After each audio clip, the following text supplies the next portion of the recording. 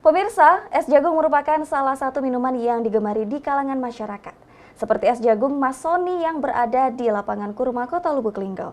Dijual dengan harga mulai dari Rp5.000. Dalam satu hari, pedagang es jagung mampu meraup keuntungan hingga ratusan ribu rupiah.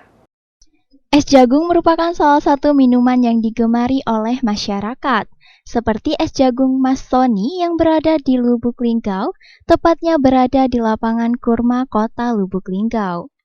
Pedagang es jagung Mas Sony mengatakan, ia menjual berbagai macam jenis es, seperti es jagung, es cappuccino, dan pop ice.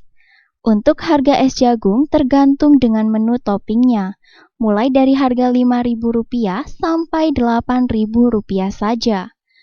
Untuk es cappuccino dan pop ice dijual dengan harga Rp5.000. Dan dalam satu hari, owner es jagung mampu meraup omset hingga Rp500.000. Es jagung, cappuccino, pop es.